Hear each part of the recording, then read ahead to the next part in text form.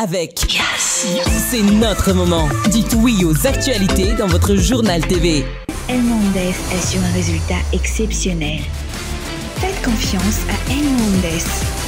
Manulcianoni Vovò. PEF, parcours études en France. Réalisez votre rêve d'étudier en France avec PEF. Manulcianoni Vovò. UPRIM, Université privée de Madagascar. Manulcianoni Vovò.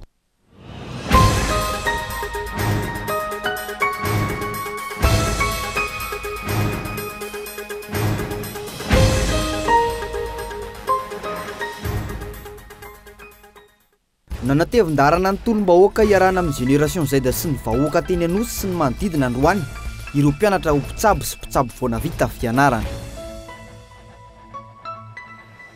Nahatonga ny hetsy-bahoaka tao anatin'izay 13 andro izay ny fampanantenana maro tsy tanteraka nataony nampindramina ny fahefana. Iany Rajoelina izay manohy hatrany ny fampanantenana toy ny resaka trano fonenany ny mpianatra eny amin'ny ambaratonga ambony. Mpianatra sy tanora ary mpitatitra fiara fitateram-bahoaka ampolony no mbola voatazona eny Fort du Chêne nanomboka ny 15 septambra teo araka ny fitarainany ireo fianakaviany. Tsy ny fanendrena Prime Ministre sy ny fananganana gouvernemanta vaovao no vahaolana entina manarina ny firenena fa ny fahaizana mifampiaino aloha hoy ny fikambanan'ireo mpitandrina naneho ny heviny. Ilay teratany Egyptiana Khaled El Anani no voafidin'ny filan-kevitra mpanatanteraky ny UNESCO ho tale général ny tirafitra ity ao anatin'ny 4 taona manaraka. Ny antsiprian'ireo no arahantsika ao anatin'ny fampahalalam-baovao.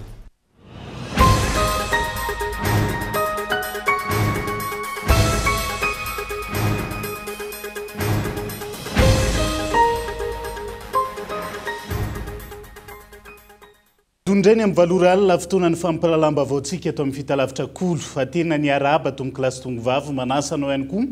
anaraka ny antsiprian'izay araka ny notaterina tao anatin'izay lohatenim-baovao izay ho avy amin'ny zava-misy mahakasika ny tolom-bahoaka teny akiantsika rehefa avy eo fa hoentsika manokatra ny fampahalalam-baovao. Nahatonga ny hetsy-bahoaka tao anatin'izay 13 andray ny fampanantenana maro tsy tanteraka izay nataondreo nampindramina fahefana vahaolana raisy ny Andry Rajoelina mahan'izany ankehitriny ny fanohizan'izay fampanantenan'izay toy ny trano fonenan'ireo mpianatra eny amin'ny ambaratonga ambony izay tsy ahitana hoenti-manana mazava. Onona saina no mitaritra ny antsiprian'izay. Manohy ny fampanantenana tahaka ny fanalalana azy tao anatin'izay 7 taona mahery izay Andry Rajoelina iompana amin'ny sosialim-bahoaka mipaka mivantana amin'ny andavanandrom-piainan'ny malagasy ary manoloana ny hetsika tanteran'ireo tanora manerana ny nosy anamboatra tranon'ny mpianatra vaovao eny amin'ny oniversité manerana ny Madagasikara. Fampanantenana izany ary hijanona ho fampanantenana hoy ireo mpamakafaka raharam-pirenena sy mpamakafaka ara-toekarena. Tamin'ity taona 2020 ty dia niena be ny taux de recouvrement fiscal, niena be zany fampidiram-bola izay nataon'ny fanjakana tamin'ity taona ity. Ny zava-misy nefa kely dia kely ny déblocage ny FRD sy ny FEC izay nataon'ny FMI ho an'ny Madagasikara tamin'ity taona ity. Dikan'izay zany tsy nisy ihany koa ny LFR na ny loi de finance rectificative tamin'ity taona ity. Dikan'izay zany mbola fanjakana mampanantena pokaty ihany zany amin'ny ankapobeny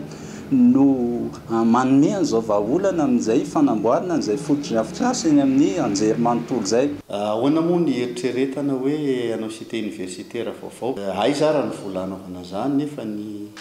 ny fandaniana ny teti-bola zany amin'izao fotoana izao any amin'ny volana desambra any ny FMI efa milaza teo fa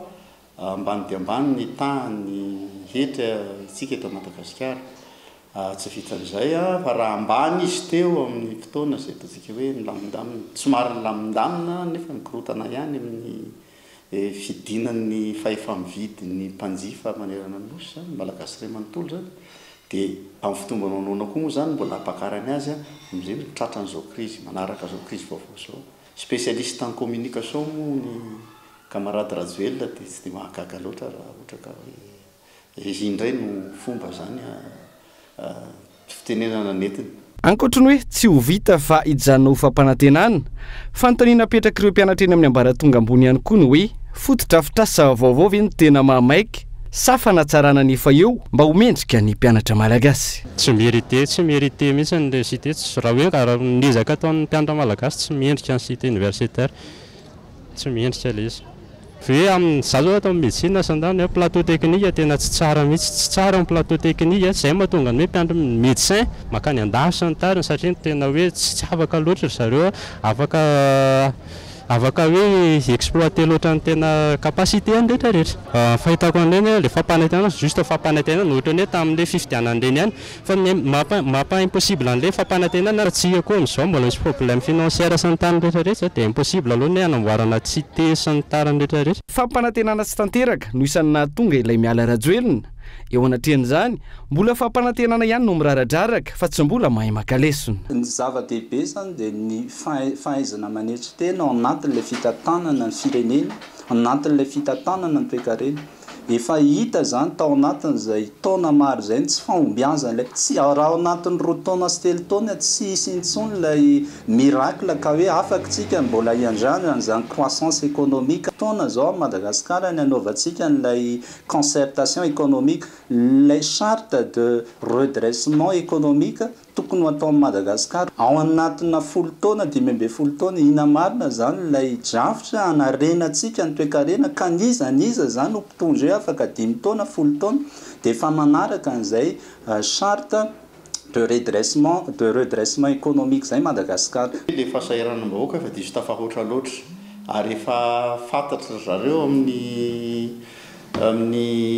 fomba amam-panao ny ty fitondrana ty zany nanomboka vo mipetraka teo zany hafa ny zavatra resahana, hafa ny zavatra tanterahana ary mandisy fanantenana be dia be ka izay fahadisom-panantenana zay zany vao maika hampitombo sy hampiakatra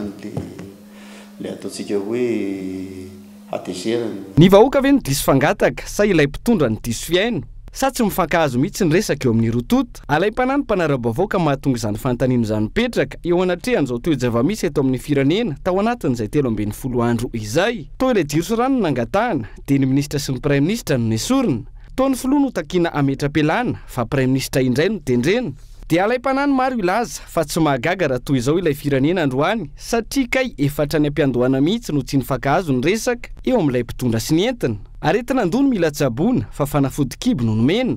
tafo no mitete fa ny varavarana no jerena. Noho ireo fampanantenana maro tsy tanteraka amin'ny fanatsarana ny asa fanaovan-gazety eto Madagasikara amin'izao fotoana izao,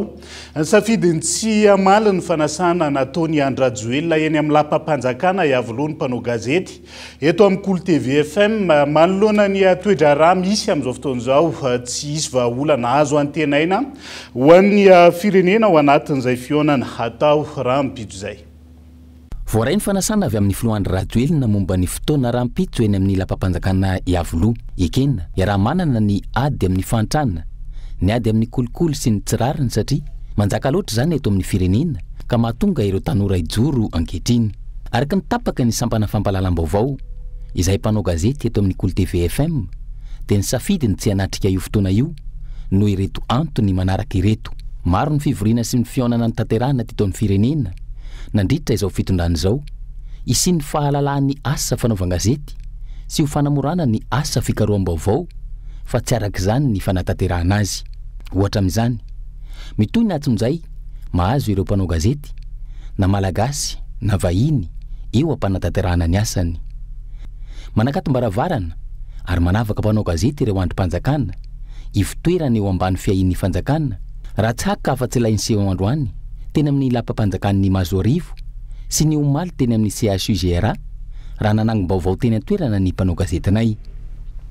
Tsy misy ary tsy ampy ny fahavonona ny fanjakana ampiatra ny tany-tandalana toy ny tsy fitsanganana ny ANRCM fa efa pirenena momba ny fandrindrana ny serasera amin'ny alalan'ny fampitam-baovao hatramin'ny androany. Ny ANRCM izay voasoratra mazava ao anatin'ny lalàna momba ny serasera amin'ny haino vakijery miantoka ny fahalalana feno sy ny fiarovana eo mpanantanterahana ny asa. Ny fametrana ny ANRCM izay azo tanterahana avy hatrany tsy miandry fampanantenana. Araka izany tsy sarotra fa ny fahavononana ara-politika sy ny finiavan'ny fitondram-panjakana no tsy misy. Maro ireo lesoka eto amin'ny firenena fa azo arenina maro ny olana sedraina fa azo vahana fa ny androany aloha mahita ny sampana fampahalalam-baovao ny Kolo TV FM fa tsisy vahaolana azo antenaina ho an'ny firenena ny fionana ho tanterahana rapitso eny amin'ny lapam-panjakana iavoloha ny azo antoka ipoitra ary ampy hafa indray ny fampanantenana anatsarana ny sehatry ny asa fanaovan-gazety eto Madagasikara na izany tsy ny Kolo TV FM no anakato-maravarana na olon'olona ho tombotsoan'ny firenena rehefa feno ny fepetra maneho ny fahavononana mandrakariva ho an'ny Madagasikara tsaratsara kokoa ho an'ny taninjanaka. Mamala ny fitakiana ny vahoaka amin'ny tolona eny Ankanja ny fanendrena Prime Ministre sy ny vananganana gouvernemanta vaovao ho ny mpamakafaka ara-politika androany. Tsy misy vahaolana afa-tsy ny fialany Andry Rajoelina ho ny fanazavana no ahafahana mampandroso ny firenena sy hametrahana ny filaminana sy fitoniana amin'izao fotoan'izao. Andoarantsika ny Antsiprian'izay. Mijana ho resaka ambolina tapatra sy kobaka ambava ihany aniteny Andry Rajoelina hoe mihaino sy mahatsapa ny fitakian'ireo vahoaka mitolona ny tenany saingy tsy misy tanterahiny ny fangatan'ireo tanora Génération Z sy ny mpianatra ho ny mpamakafaka politika tsy vahaolana ny fanendrena Prime Ministre sy fananganana gouvernemanta izay efa fomba fiadina azatra sy naompy tao anatin'ny fitoana ny tantanany sokafy ny kianja ny 13 Mey ahafahany vahoaka maneho hevitra malalaka ilazana ireo olana sy ny marary ny ponina. Mbola ety andaniny mbola misy fitakiana tsy novalen'ny mitondra ary ny filoha milaza miteny foana hoe henoko tsapako fa za mahatsapa hoe tsy aditseny ny tsy tsapan'le izy ohatran'ny hoe resaky mona sy marenina zany le izy nefa tsy tokony ho zay raha mahaolantsika tsy tokony resaky mona sy marenina mety isy teny zao hoe nenareo kosa efa filambanina tsy filambanina le izy ka tena tsy filambanina le izy satria maninona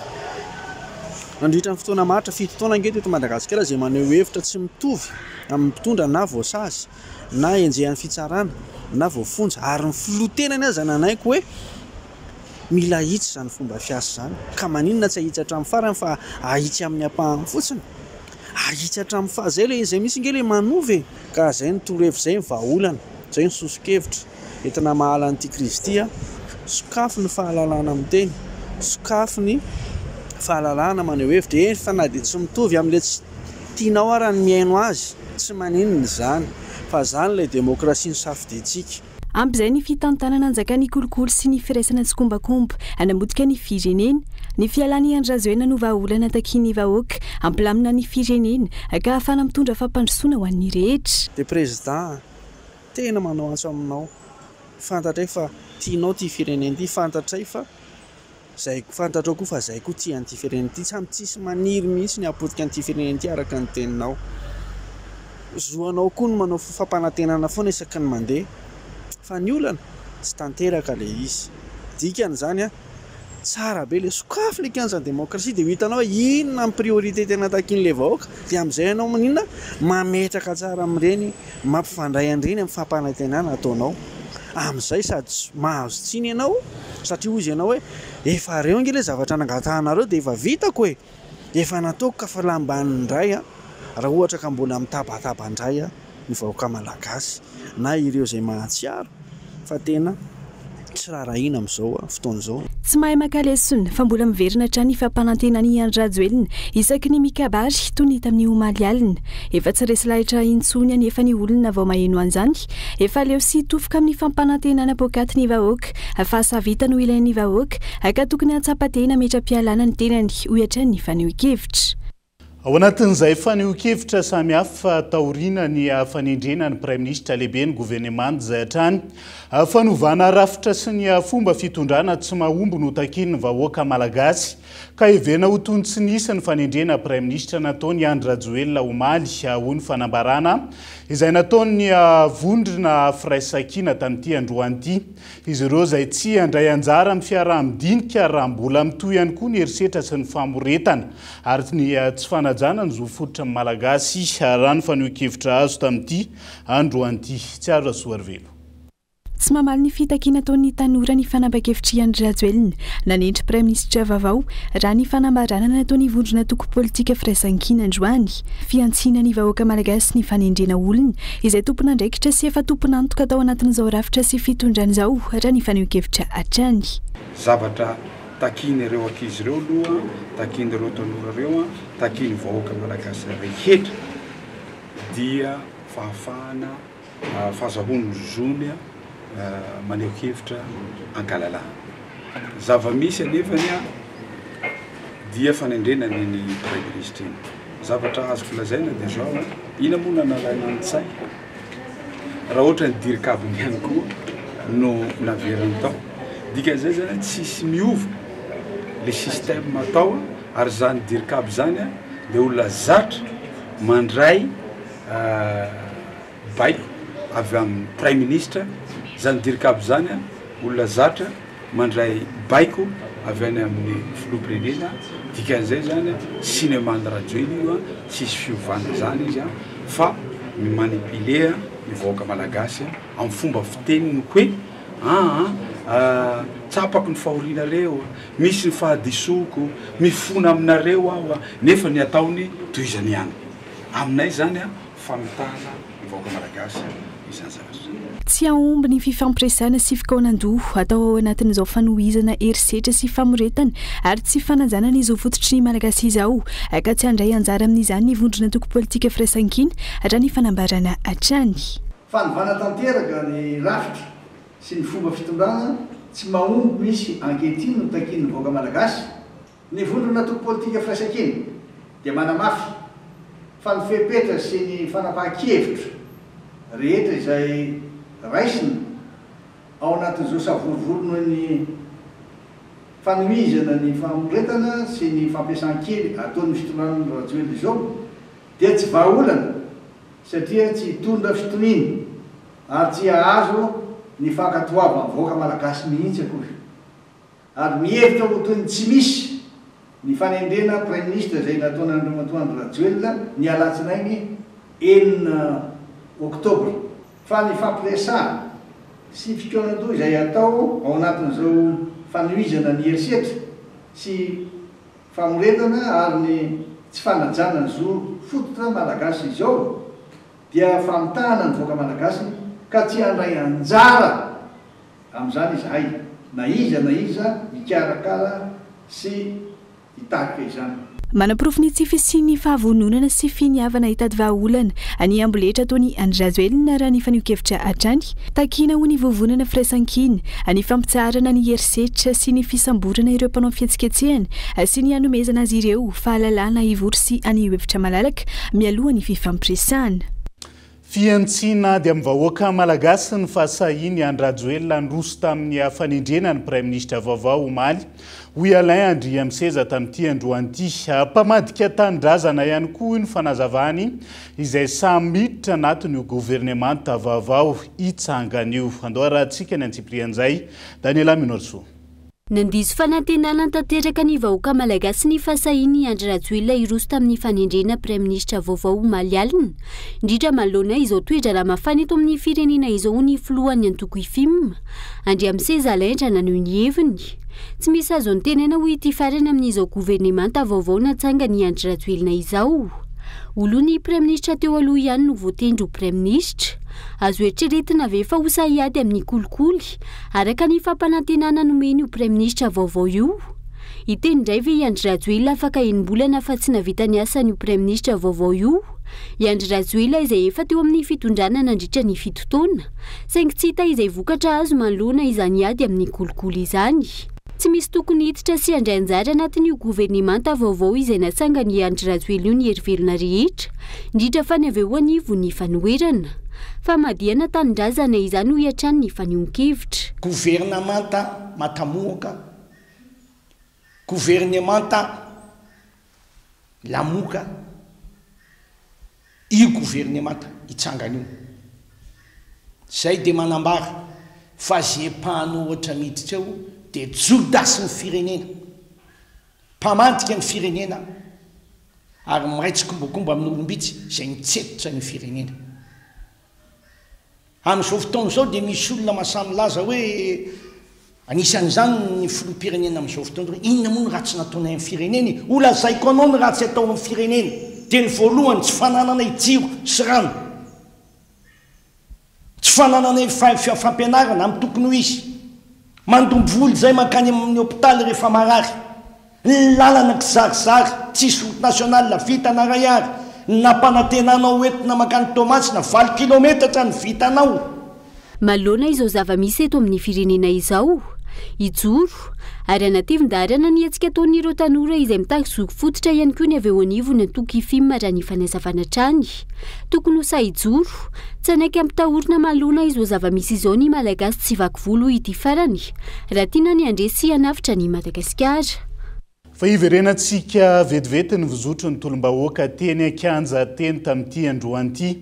nanatevin-darana ny tolombahoaka iarahana amin'ny Génération Z teny Anosy mandidina androany ireo mpianatra ho mpitsabo sy mpitsabo vao navita fianarana raha ny tsikaritra teny Ankanja tsy miova amin'ny fomba fanaony amin'ny fandefasana bomba mandatsa-dranomaso mpitandro ny filaminana saingy tsy nampiempotra ny tolona sy ny fitakiana nataon'ireo tanora mikasika izay Gabain Loa no mitatitra ny antsiprian'izay. Teny Anosy sy ny manodidina avokoa ireo mpitolona androany tontolo andro niainga teny amin'ny CSU Gera Ampefiloha ny diaben'ireo mpianatra ho mpitsabo sy mpitsabo vao navita fianarana. Taoriny tafa ny fanaovan'izy ireo tamin'ny mpanao gazety tamin'ny 2010 ny kasa hoeny amin'ny ministera ny fahasalamam-bahoaka Ambohidahy izy ireo nandeha ampilaminana nitondra sora-baventy mirakitra fitarainana sy fitakina. Ny tena tadiavintsika dia fanivana tanteraka mihitsiny amampikambana ao amin'ny interne Union des internes Madagasikara dia miantso ireo interne rehetrarehetra manirana Madagasikara mba anompoka izao itolona izao ary izao tolona izao no tompoka dia ho fanatsarana ny ho avintsika interne rehetrarehetra ary ho an'ireo izay mbola mampitahotra anay ny fahefana dia mandalo ihany fa iangany mba hiova ty fitondrana ny fahasalamana ty mila vonjy ny fitsaboana mila vonjy ny mpitsabo ny antony satria dia maro ny olana sedrainay amin'ny fitsaboana ny voalohany amin'izany raha tsy ilaza fotsiny amin'ny karamany mpitsabo eto Madagasikara faharoa manaraka an'izay dia ny tsy fahampiana ireo mpiasa ny recrutement zany mazava ho azy misy ankony be dia be io na ao aminay mpianatra ho mpitsabo na ny mpitsabo na ho amin'ny marary zany zay. Mahakasika ny recrutement manokana ho an'ny FIRP dia efa tamin'ny 2021 recruté farany mbola misy apahany amin'ireo mbola tsy recruté zany hoe ny promotion 2022 2023 2024 zany mbola tsy misy recrutement hatreto dia nefa ireo ankizy ireo dia efa misy any tombanana amin'ny 2000 personnes any zany dia io zany le poste budgétaire angatahanay satria tsy ampy ny poste budgétaire zany eto dia nefa le recrutement tany amin'ny 2021 koa farany zany hoe tsy nisy mihitsy zany recrutement tao ao zany dia vitsy zany le poste budgétaire nefa ny sortant BDP navita fianarana dia misy koa ny FIRP manokana manerana Madagasikara misy an'le engagement décennal zay atao amin'ny fanjakana alohan'ny idiranao dia hoe tsy afaka miala fa manao contrat 10 ans zany amin'ny fanjakana zany dia vita nefa le fianarana tsisy ny recrutement sahirana ny ankizy satria andeha ho any amin'ny privé tsy mandray ny privé satria misy an'le engagement décennal iny tsy raisiny avy any amin'ny privé mihitsy ny mpianatra vao amin'ny FIRP ny akamaroany privé tsy mandray dia refuseny zareo satria nandray ho ny recruté tampoka ny arinany dia tavelany service zareo zay zany le olana mipetraka eto amin'ny ho an'ny mpianatra FIRP manokana. Aiza ho aiza ny alignement ny grille indiciaire mila fijerena izay miantso anareo mpanao lalàna rehetra ao amin'ny Assemblée nationale mba hijery akaiky an'izany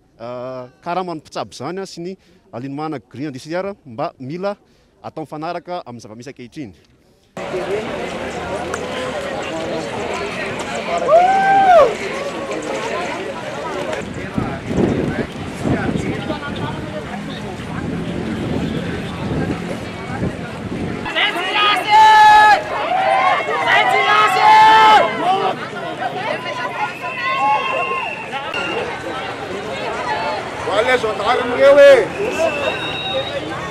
Teo Amparibe dia tonga tampoka ny mpitandro ny filaminana izay nanao ny sakan-dalana nandeha ny bomba mandatsa-dranomaso nanaparitahana ireo mpitsabo sy mpianatra ho mpitsabo.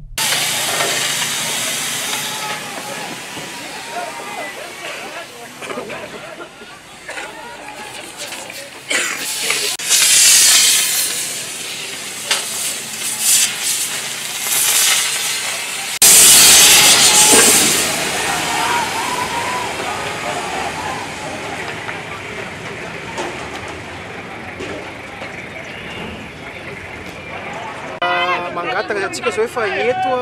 dia ary ambodary amin'ny ministère fotsiny no angatana raha mba mety dia mba zavatra etaetapony zareo fotsiny oresahanareo afaka encadrenareo raha mba mety afaka tanana izy encadrenareo tsisy mandroba tsisy maniba fa miaraka fotsiny atsika jusqu'à ria aloha ria dia vita zay dia afaka mody reo zaza reo dia zay ngamba fangatana négociation nataonay zokobe inona ny atsika zao eto ataontsika hoe 100 mètres 200 mètres ary le izy dia maninona raha zao ataonareo zao ihany no ataonareo aria vita hoe dia mody tsisy maratra atsika tsisy hitsabo no atao dia hoezana resana zareo mba tsy fampiantsy ady fa ny hevitra zareo no avoakanjareo amin'ny 100 mètres ou 200 mètres io inona ny olana mijanona eto izy tsika makary dia vita dia samy miparitaka mody dia zay ny fangatahana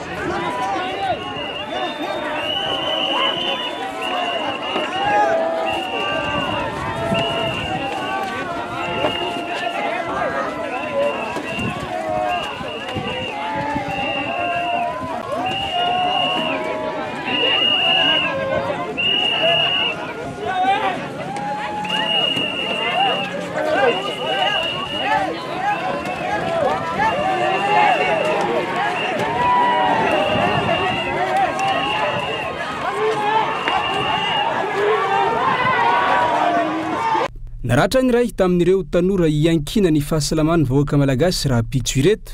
ny eto amintsika tsy mbola ampy ny isan'ny mpitsabo raha mitaha amin'ny isan'ny mponina sy ny fidadasiky ny velarantany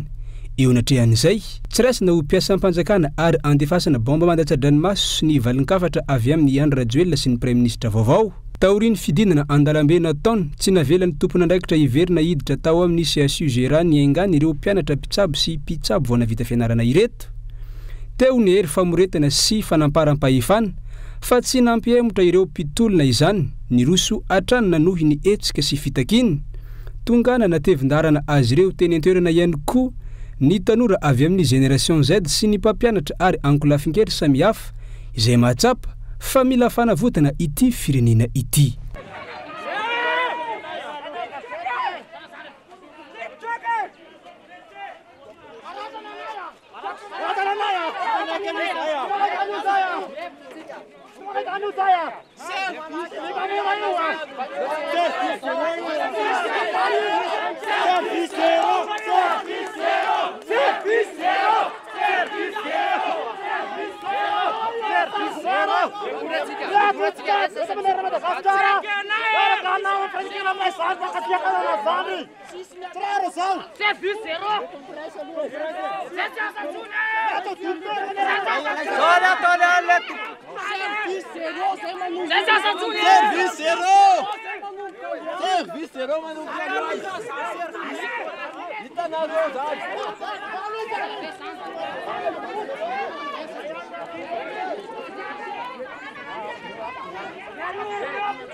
Nanao fitakina pacifique teto. De toute façon zay médecin. Interne sy ny étudiant médecine eto amin'ny faculté an'ny Antananarivo. Dia zao nandroso zay teo zay lahatra tsisy ninona ety aminay. Inona moa no entinay ety aminay na seringy ary tsisy ety aminay, pancarte ny ety aminay. Fa inona ny ataony zareo? Manao répression comme d'habitude. Inona tsy zavatra afaka ataonay manao répression izy mandefa bombe izy mitarika izy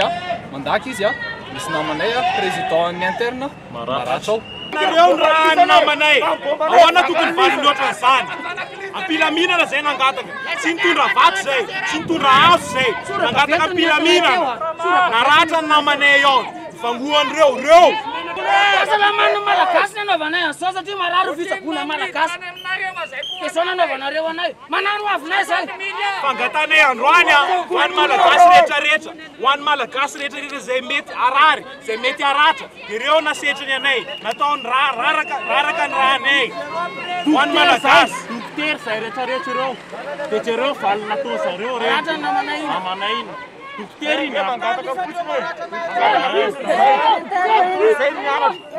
ny tapany arivo natazanana mpitolona ihany koa ny teny Antanimbarinandrina Mahamasina Anosy be nanatona azy ireo ny mpitandro ny filaminana nandefa ny bomba mandatsa-dranomaso tsy nisintakalavitra ireo mpitolona nanohy ny fanehoan-kevitra sy ny fitakiny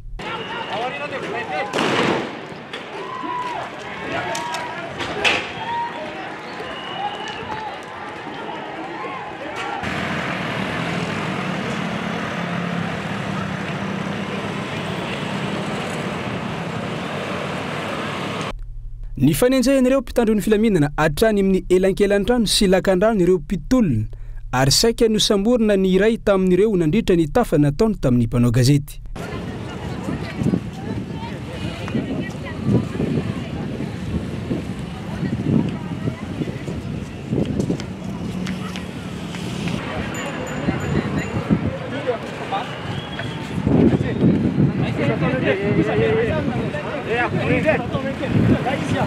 Avelao mba isokatra ny fandraisam-pitenenana dia zao ny efa azoko ilay fitenenana ka manajanao tompoko andriamatoa premier ministre atsaina vaovao ianao raisina ndraiky misy crise atao amin'ity tanàna ity amin'izao misy zanakay ariano zato ka mangataka an'ireo tompoko zanakay daholo eto firenena reto izay aza zao mitarika an'reto izy reto aza makeo anareo fandalinareo misoka mandeha akariarianary satria ho anay zoky ho any taranakay nadiananay ity ka manaja tompoko avelao raha ohatsy ka misy grève zao le vokatra le zavatra tsy fahaizana mitantana koa ne malala fahatsoa fa mba anjaranareo malala fahatsoana koa le esy tsisy olona tsy diso eto fa anjaranareo mahita vaolana hoe inona no tokony hoe vaolana mba ialana an'izao korotana izao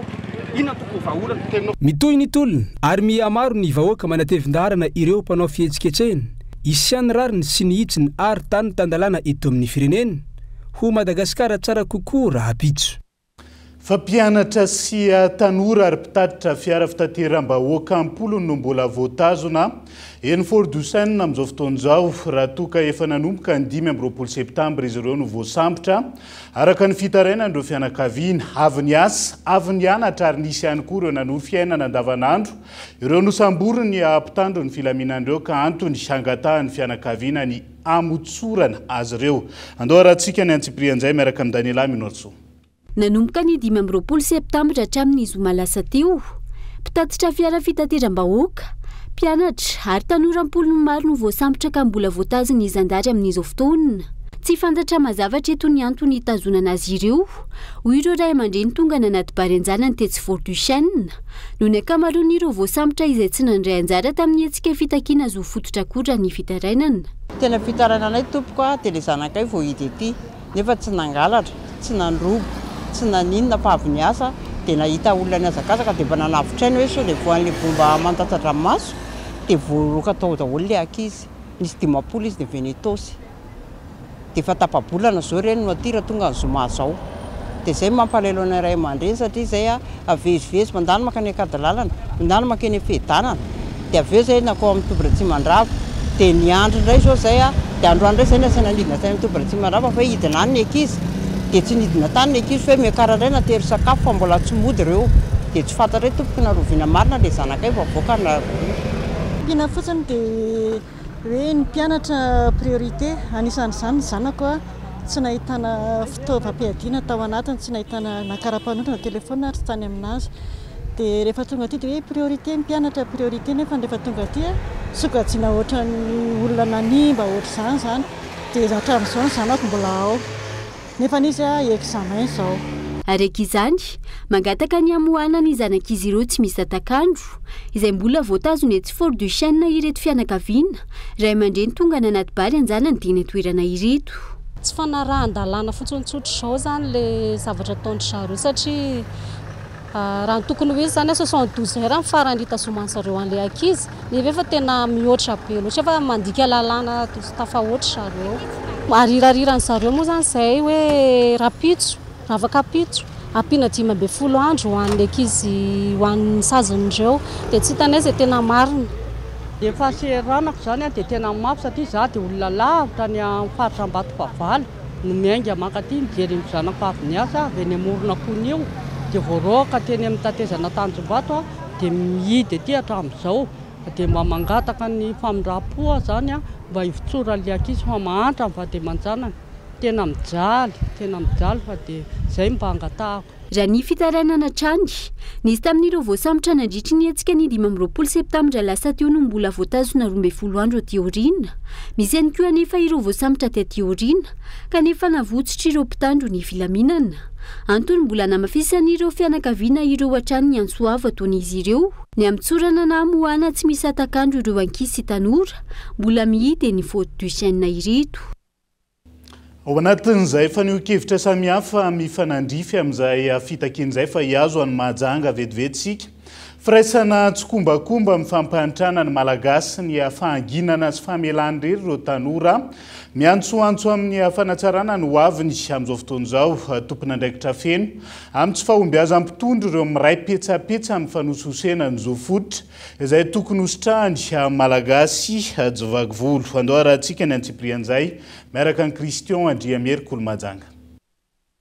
dia ho gisitra amin'ireo renivorom-paritany hafa amin'ny fitiavan-tany razana ve i Mahajanga hoy ity raim-pianakaviana 17 taona ity raha nentim-pitiavana izy nangataka ny aneho hevitra manoloana ny raharaham-pirenena amin'izao fotoana izao eo anatrehan'ny fitakiana itoloman'ireo tanora malagasy manerana ny nosy amin'ny mahazo fototra sy tombontsoa iombonana manana didy sy andraikitra ny malagasy tsy vaky volo aneho firaisan-kina amin'ireo tanora mpitolona ho izy mihetsika daholo izy amin'ny faritra rehetra ary tsika makaiza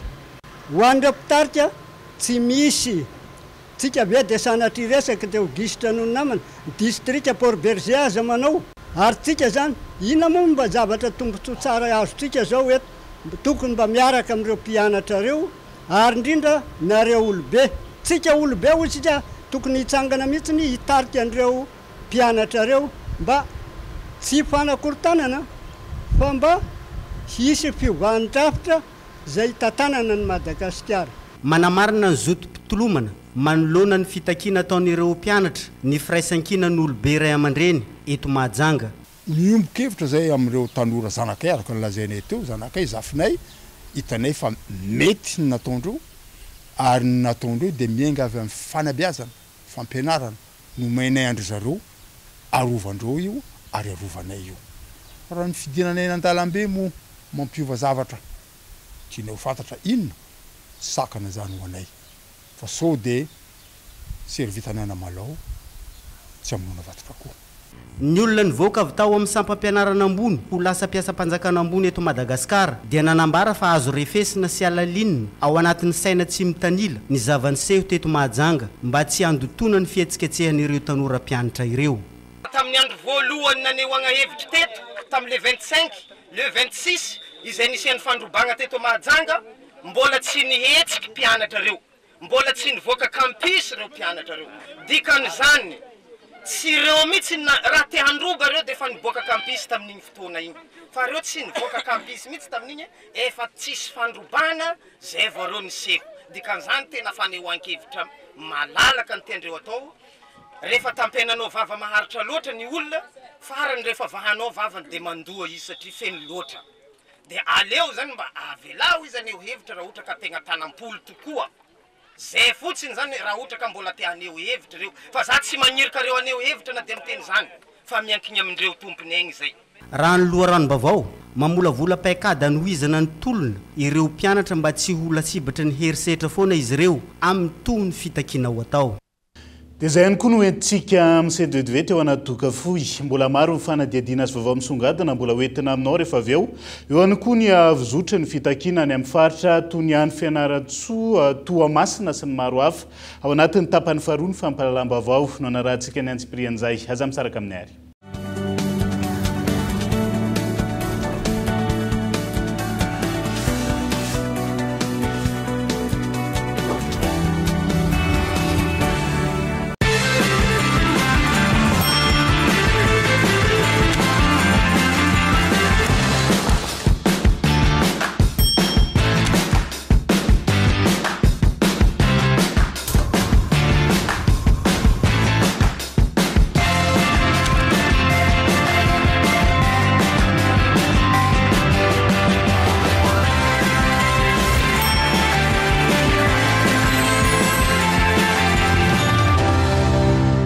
Gucci, manolotra ho anao. J'aime la galette, savez-vous comment? Elle est bien faite. Nanana.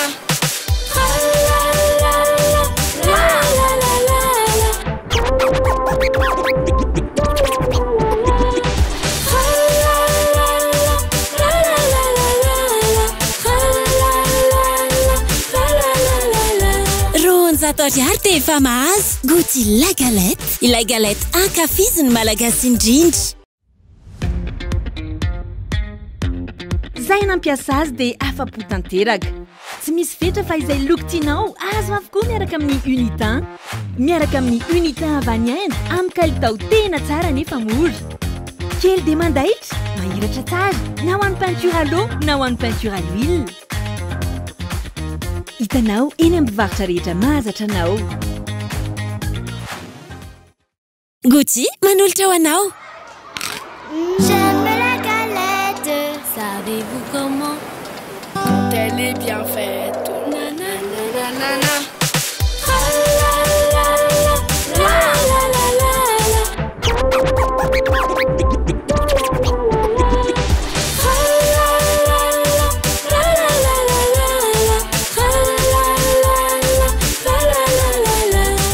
Zato ariary dia efa mahazo Gucci la galette. Ilay galette ankafiziny malagasy indrindra.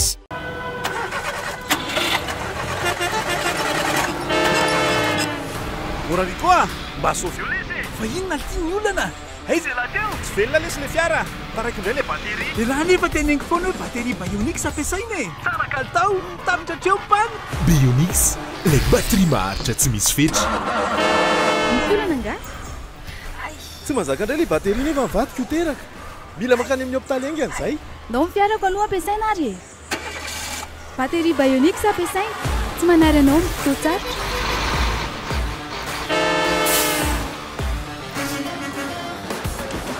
Ho antsika matianiny eo miseritry ny fitaterana manandanja lehibe ny kalitaon'ny batery ampiasaina mba ampirindra tsara ny asa.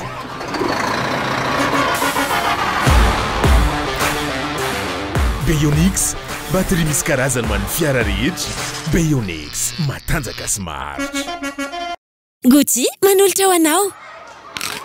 J'aime la galette, savez-vous comment? Quand elle est bien faite, nanana.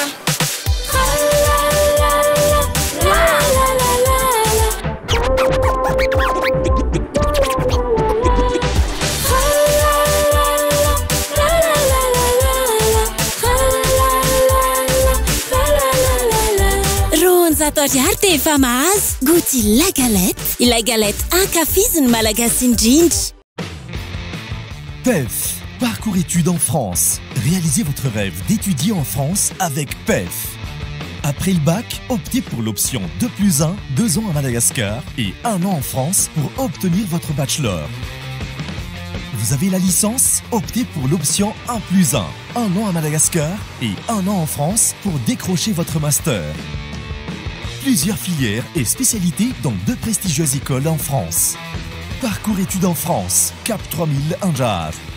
Contact 038 45 085 85 020 85 085 85.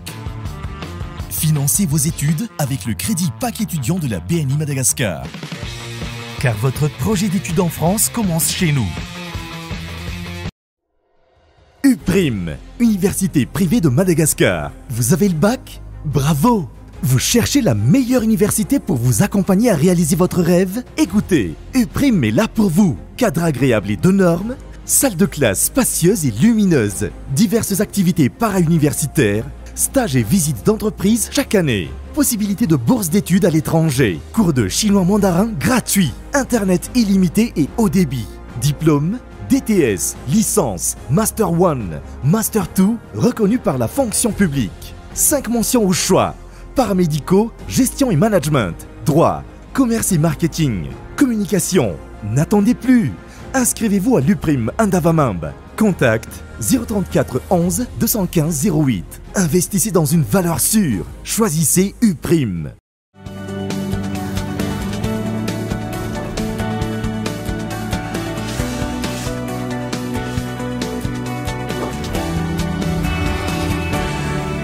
Anoizantsika ny tapany faharoa amin'ny fampalalambavao amin'ity alay ity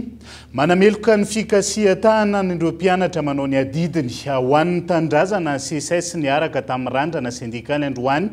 Ny CSS Sampanantananarivo izay miantso ny ampitsarana tsy misy atakandro ny herisetra atao amin'ny tanora amin'ny endriny rehetra amin'izao fotoana izao. manoloana ny toezava-misy eto amin'ny firenena manameloka famonoana mpianatra amin'ny fijoroana izy ireo ho fandraisana andraikitra ho an'ny firenena sy hanomana ny ho avy ny SOSES niaraka tamin'ireo randrana sindikaly ka nanao antso izy ireo androany ny hanatsarana ny herisetra ka tsy roso amin'ny fifampiresahana mihitsy izy ireo raha toka tsy voavaly ny fangatahana. Zahay anapa-kevitra ny manameloka ny zavatra mitranga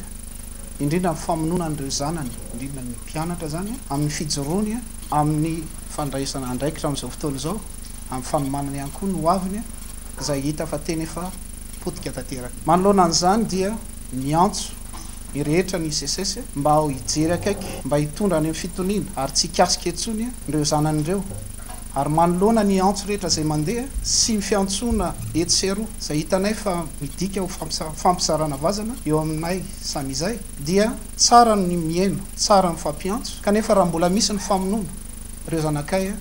dia mbola tsy roso mihitsy aloha amin'ny fampiresahana ny SOSES. Mety ho antony fahantrana lalina eto amin'ny firenena ny tsy fahatsiarovany tenina ny mpitondra raha ny fanazavana trany ny fanovana rafitra manontolo no mela atao ampandrosoana ny Madagasikara izay tsy lafiny ara-politika ihany fa ny lafiny ara-tsosialy sy ara-ekonomika ihany koa. Ahoana ny tokony hiatrehana ny hoavy mba ho avy mamiratra no hiaina ny raha malagasy fa tsy sanatry ho tafahitsoka lalina ao anatin'ny kizon'ny fahantrana vokatry ny mety ho tsy fahatsiarovany tena ny mpitondra na ihany koa vokatry ny mety ho fifanenjanana eo amin'ny andaniny sy ny ankilany. Ny mahamaika anay amin'izao dia hoe lalana tahaka ny ahoana hevitra ohatry ny ahoana no tokony ametrahana marina fampandrosoana tena izy eto Madagasikara satria raha tiatsika handroso Madagasikara dia tsy maintsy manova raha fiditra manontolo isika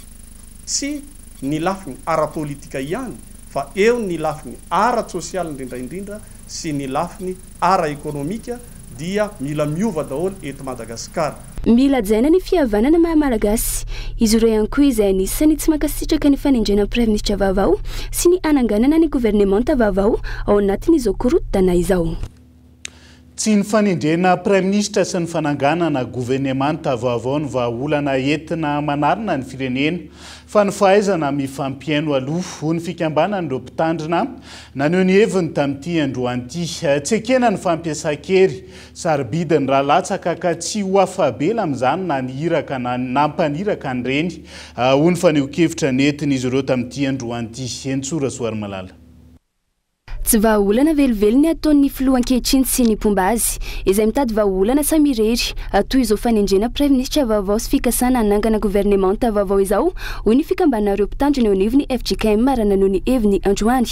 Mahatsiaro manana adidy lehibe eto amin'ny firenena izahay ka anisan'ny fangatahan'izy ireo ho an'ny fitondram-panjakana ny sy ny fanadihadiana mahaleo tena anehoana ny mahatsiara-dalàna sy tsy ara-drary ny fampiasa-kera ataon'ireo mpitandro filaminana amin'ireo vahoaka maneho ny heviny sarobidiny rahalatsaka ka tsy avabela izany ny iraka sy ny mpaniraka. Miompo amin'ireo fianakaviana manana ny maty na lehibe na zatovo na zazakely no ny herisetra rahay ka mampahery azy ireo. Ny tompony ampionina ny fonony manamanjo. Ny rary fahasitranana ho andranazo ratra no ny tifitra sy ny fampiasa-kery niatra tamin'izy ireo. Angatahanay nisy ny fanadihadiana maleo tena hanehoana ny mahatsiara-dalàna tsy ara-drariny ny fampiasa-kery sy mifandanja rehefa misy ny fifanandrinana. Manameloka ny fanomezana baiko avy amin'ny filaminana apiasa hery andratrana sy andatsahana ny rano piraitan-drazany izahay. Tsy ny hamono na andratra ny vahoaka maneho hevitra no antonasan'ny tandro filaminana fa ny hitandro izany araky ny voalazan'ny lalàna sarobidy sy mananjina ny rahalatsaka ka tsy ho afabela sy tsy ho afamiaina maina amin'izany ny iraka sy ny mpaniraka. Eninay ny fitakinareo ny zoro-fototra tokony trahana eto amin'ity firenena ity ka miompom-peo aminareo amin'izany izahay. Atsaro ny herisetra sy ny fifamonoana ary ny fandatsahan-dra eo amin'ny samy malagasy hoy ireto mpitandrina ireto nanamafy. Miantso ny kristianina rehetra indrindra ireo mahatsiaro manana adidy eto amin'ny firenena hitondra mbavaka ny firenena ary atsiaro fanolova tsara indrindra ho an'ny taranaka dia ny firenena milamina sy mandroso ary feno fahamatorana sy fahendrena. noho ny fitakiana maro ataon'ny mpampianatra sy mpandraraha eo anivo ny alemana lycée moderne ampefilo amin'izao fotoana izao miato manomboka rampitso ny fampianarana eny an-toerana antaletsekoly ankilan'izay laza fa mivenona ny fampianarana ka misaviritaka ny sain'ireo mpianatra sy ny ray aman-dreny amin'izao fotoana izao ndoarantsika ny antsiprian'izay miaraka amin'ny tojonydrina tahiry. Fitakiana maro lafo mila valin'ny fanjakana no antony tsy asan'ireo mpampianatra sy mpitatandrara ka nanapahany hevitra ny ampiaton'ny fampianarana eo anivon'ny lycée moderne ampefilo manomboka rahampitso. Isan'izany ny fandraisana ho mpiasa-panjakana ireo ENF na ny enseignant non fonctionnaire. Sy noho ny toetra raha misy eto amin'ny firenena ka tsy ahafahanay manatanteraka tsaka sy andavany asanay dia manapa-kevitra izay fa ampiato ny fampianarana sy ny fandrarana eto amin'ny lycée aloha manomboka ny talata 7 oktobra 2024. Mandra-pivaly ireto fangatahana azy fitakiana ireto ihany koa. Fampiakarana ny andamite rehetra ifanaraka amin'ny vanim-potoana ankehitriny. Ohatra, fampiakarana ny indemnité de logement ho 300 000 ariary. Fanohizana ny fisitrahan'ny mpiasa-panjakana tsy akanavaka ny indemnité d'installation, ny recrutement systématique an'ny ENF rehetra, ny intégration sy ny avancement dia aoka mba atao automatique tompoko. Masina fanabeazana. Nanambara ireo mpampianatra androany fa vitsy ny mpianatra tonga any an-dakilasy noho ny toetra raha misy eto amin'ny firenena ka na mpianatra aza izy ireo dia tsy mety satria maro ireo tsy araka ka hiteraka olana noho ny tahan'ny tsy fahatongavana ambony. Nanapa-kevitra ny anajanona izy ireo. Manao sorona ny mpianatra fa ho fanatsarana ny fianaran'ny mpianatra mihitsy aza. Fa lazaina aminareo fa amin'izao vaninandro zao tena sarotra ny mampianatra satria ny atsasaka ny kilasy tonga tsy menatsiny nefa ny ray aman-dreny tsy mandefa ny zanany noho ny zava-misy. Dia iza ny amerina ny asa rehefa eo mpampianatra ihany, zany hoe vo zany izay mpampianatra. Ny sasany maharaka, sasany tsy maharaka satria rehefa tonga aty fandaram-pianarana mandeha ihany. Ko tsy alova tompoko mandray fanapahan-kevitra aloha dia mitovy tantana ny mpianatra rehetra, tsy misy tompo sy ala. Ankilany mianatra kosa ny mpianatra hoy ny talentsekoly. Tsy miverina kosa ny ariva araka ny fanapahan-kevitra izay noraisina niaraka tamin'ireo mpampianatra sy mpandraraha ary ny tompon'andraikitry ny sekoly hoy ny fanazavan'ny tale. Mikorontana ireo ray aman-dren'ny mpianatra ny amin'ny fandefasana ny zanany any an-tsekoly. Ao anatin'izay vaovaon'ny fampianarana izay hatrany fa hiazo an'ny fianaran-tsoa vetivetsika miato mandritra amin'ny 27 ora ny fampianarana eo anivon'ny lycée Raherivelo raha mamonjy ao fianaran-tsoa amin'izao fotoana izao. Antony fitakiana ataon'ireo mpampianatra sy mpandraraha eo anivon'ny sekoly makasika teboka maro lafo fanatsarana ny tontolon'ny fampianarana ny toerana izay hitakian'izy ireo vahaolana aingana amin'ny tompon'andraikitra ihany koa. Aingorako tondrina kolo fianaran-tsoa. Teboka misa folo no notakiana ireto mpampianatra eto anivon'ny lycée Raherivelo mamonjy ireto satria efa tsy mifanaraka intsony amin'ny zava-misy amin'izao fotoana izao ireo fepetra izay iainana ankehitriny ka tsy ahafahana miatrika ny fiainana andavanandro ny intsony na ny hoe 27 ora araka izany izy ireo mba amahana sy jerena akaiky ireo olana iainan'izy ireo izao. Izay mpampianatra sy mpandraraha eto amin'ny lycée Raherivelo mamonjy fianaran-tsoa dia manantitra amin'ireo tompon'andraikitra rehetra eto anivon'ny fanabeazana. Ty fangatahana ity araka ny andininy 720 sy 520 ao amin'ny lalapanrenana 10 sy ny andininy 720 sy 420 ao amin'ny fanambarana iraisam-pirenena momba ny zon'olombelona tamin'ny taona 1970.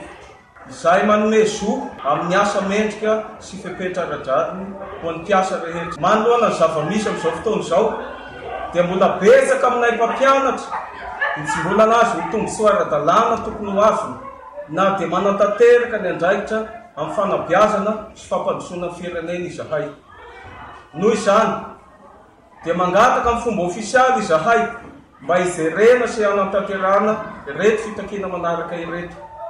Voalohany, fanondrotana karama mifanaraka amin'ny fepetra sy traikefa amin'ny asa. Faharoa, fandoavana indemnité rehetra tokony ho azon'ny mpampianatra, transport, copie, encadrement, sy ny sisa. Fahatelo, fanondrotana ny hofatrano,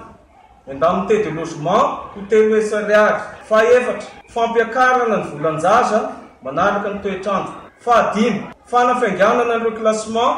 amin'ireo efa vita fiofanana ka nahazo diplôme vaovao. Fanatanterahana sy fanafainganana ny intégration amin'ireo efa elany andro ny fanekena ara-panjakana. Fahafito, fanomezana fiofanana mitohy, hanasarana ny kalitaon'ny fampianarana. Fahavalo, resaka avancement tokony automatique amizao. Fahasivy, resaka chancellerie, zany hoe ny décoration no an'ny mpampianatra tokony efa hisitraka an'izany. Fahafolo, mangataka koa izahay ato amin'ny lycée Ramamonjy. Fametrahana ny rano 7 amin'ny 7 jours sy 7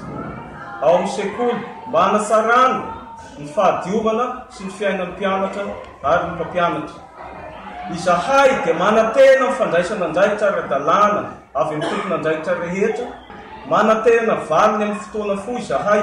ary vonona amin'ny fiarah-miasa amin'ny sehatra rehetra ho fampandrosoana amin'ny fampianarana. Marina moa fa tsy misy ambadika politika izao hetsika izao afa dia fitakiana madiodio sy ny mba tokony hampiakarana ambony ny ilentany fampianarana ary ihany koa ny fijerena ny olana misy ao an-toerana ny tena antony izao fitakiana izao. Antoliara mpilaminana tanteraka ny fitakiana nataony hetsiky n'olom-pirenena amin'ny taky ny fialany Andrajoelina ny maraina teo izay nomariana tamin'ny dia be namakivaky ny tanàna Antoliara sy ny fifandimbiasana fitenenana teo amin'ny kianjany demokrasia. Bonhomme Mélisée Kolotoliara.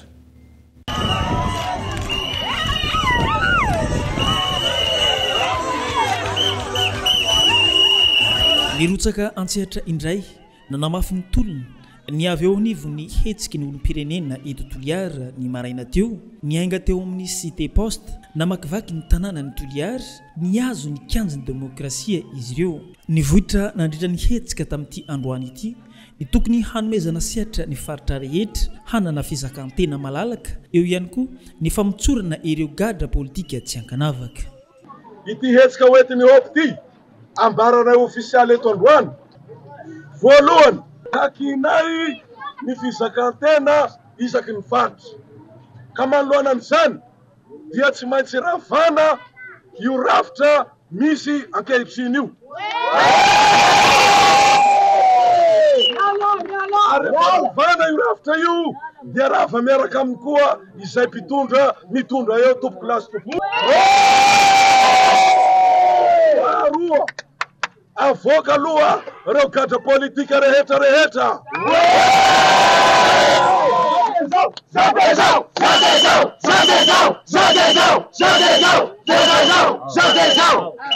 Fahatelo valiana avokoa ny hataka syndikaly rehetra.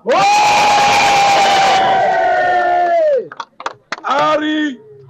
mifanaraka amizay tsy mila rafitra seny intsony zay karakara fifidianana zay farany any Toliara izay zavatra rehetra misy eto Toliara no hanapaka momba ny pazy Toliara tompoko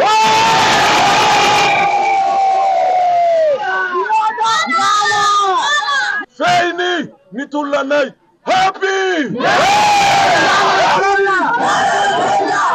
ho any androany ampilaminana tanteraka ny hetsika nataon'ireo hetsiky ny olom-pirenena izay mitaky ny fialany Andry Rajoelina no amafisiny izy ireo fa amitoy ny tolona raha tsy tratra ny tanjony dia ny fametram-pialany Andry Rajoelina.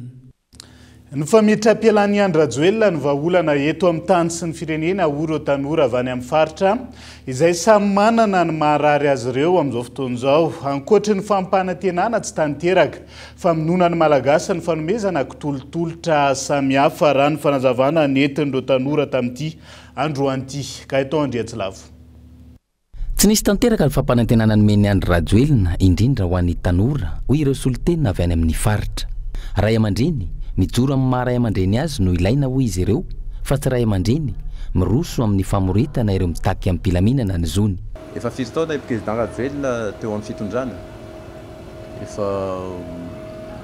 7 ans eo zay teo amin'ny fitondrana izy nefa tsy nitsotsa le tanora, tsy nitsotsa le mpianatra. Nianjy ny rariny, nianjy an'le fampanantenana na mpanaovy ny fitondram-pandrakana izay tarin'ny filoha Rajoelina ary nanaja azy. Iny moa mahatonga le tanora androany izy mitsoatsa satria tsy tanteraka ilay velirano izay no teneniny président Rajoelina tamin'ny fony izy nanao propagande raha ijeritsika momba ny mpianatra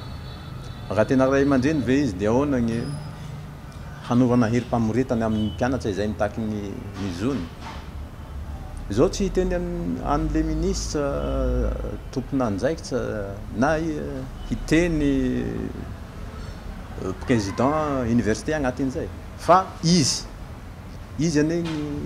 tsy refesy mandidy eto amin'ny tany tsy fandrakana malagasy ary tsy maintsy baiko avy aminazy no tanterahan'ireo ministre ireo zista exécutif fotsiny. Ankoatry ny fampanantenana tsy tanteraka isan'ny mampitaraina ny mponina ihany koa amin'ity fitondrana Rajoelina ity ny olona ny fananantany izay mitombo isa andro manalina antony mahatonga na ijoro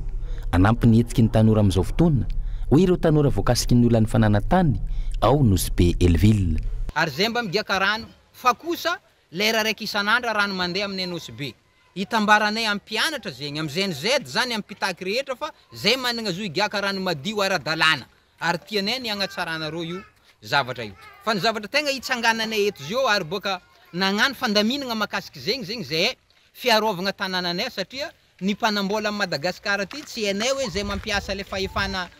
ambadiky agny magnozongozogno zay milanora zay zany amin'ny tany ty alafo tianay agnambara aminareo zay tompony projet andravatany io tsisy lera nkianay zegny fa hoavy fotoana tsy maintsy ifanoto fo atsika izy ka nareo tsy verindalagna aminazy fa zay kosa mangataka amin'ny fitondram-panjakana maefa zay miadidy zegny rahany atitany zegny zany mba hijeraka aiky karakory ireglena situationay aty anosy be mba ho tranquille zegny zay vaolana ahitana ho avy mamiratra no ilaina ka antony takinna fanovana rafitra sy ny fialany andry Rajoelina ity faran'izay tsy vitany mamotika ny firenena fa mamotika ny fiainan'ny malagasy ihany koa amin'ireny karazana tolotra samy hafa ireny ovao ilay rafitra sy ilay pratika politika mamony na mampijaly le vahoaka fa aleo mba hipaika amin'ny fampandrosoana amin'izay tsika ary ajanony koa ty resaka fizarazarana tosika sy ny tariny ity fa io de olana iray ingeza be tsy mampandroso ny firenena satria zarinao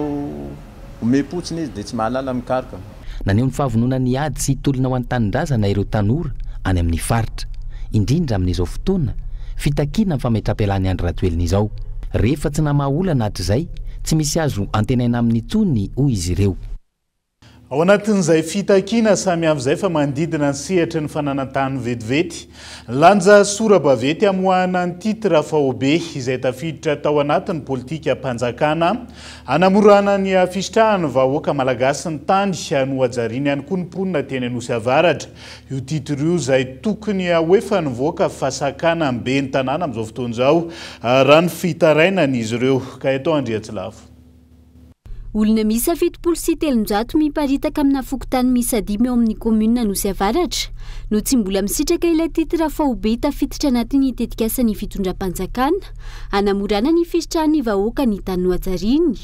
efa voalohany vola 370 tapitrisa ariary ary efa vita ny dingana rehetra saingy sakana ny be ny tanàna ny famoahana ilay titre raha ny fitarainana voaray. Ireo vahoaka hitanao manodidin'ireo zao dia efa nandoa ilay vola 43 millions d'ariary ny olona 700 dia ny ambaratonga mpahefana tany ambony zany zay nalehanay dia efa tokony voaka zany ilay titre faobe fa le mera tamin'izao fotoana izao zany no nametraka opposition dia efa nampiantso moa izy zany efa nisy nampiantso zany napahany tamin'ireo tany fa tsy mipoitra le mera dia izy ihany koa fa niteny hoe ampiantso anay fa mbola tsy nampiantso anay izy hatramin'ny androany dia zay tompony mahatonga anay angataka nanasorana n'ilay fanohanana na opposition zay nataony dia nangatahana ihany koa zany mba ataon'ny fotoana haingana satria efa ny andro zay hatramin'ny taona 2024 sy 2025 ka hatramin'ny androany dia zay mahatonga an'ireo olon'ireo zany ivory ohatr'izao rehefa atao hoe nisy zany le fiovaly le fitondrana dia ohatran'ny lasa tratrany mozana tsy ndrinily zahay dia eo zany aneonay ny etaitanay sy ny alahelonay a satria misy mba herim-ponyreo lasasasasanyireo a very tao ary eritreretinay ary ho ahinay ho very satria manoloana an'izao zava-mitrango zao a dia milangilana ohatrany lakana ho rendrika zay a ka dia zay no angatanay ny amin'ny rahapon'ny tompo-pahefana sy ametrahanay ny fahendreny ny tompo-pahefana amin'ny manoloana an'izay zavatra zay fa marary anay vahoaka kosa raha ny atsembohanay very tao a dia nefa ohatra akilabao zay dia mbo marary anay ihany koa satria zao ataona maro ny fampankirakirana an'io laha ny hery io. Antony hafa venotsy hanomezana ilay titra samy andry ny mpitondra fanjakana izatra amin'ny fomba ofisialy tahaka ny mahazatra tsy ivina sy ny eto nosy avaratra ihany toerana maro no voakatsika izao olana izao ka mampitaraina ireo mponina sy hitan-tsavokatsika. Maresaka iraisam-pirenena ilay teratany Egyptianina Khaled El Yenani ny voafidin'ny filakevitra mpanatanteraka ny UNESCO ho tale generala nyity rafitra ity ao anatiny efa taona manaraka. 7 taona ny lehilahy zao voafidy hitantana ny UNESCO zao. Khaled El Yenani izay arabo voalohany voafidy ho tale generala ny UNESCO goavana ny fanambo miandry azy indrindra anatin'ny kiondalana lalovany UNESCO amin'izao fotoana izao dia ny fisitahan'i Israel sy États-Unis atoato izay mamatsy ny 700 ny vola ho an'io ravitra io. Dia izay ihany koa no entina manakatona ny fampalalam-baovao any Androany n'aiza misy anao ankasitrany ianao nanarak'izay hatramin'ny farany manapitafa ao amin'ny raha-pitondray ary veloma toko.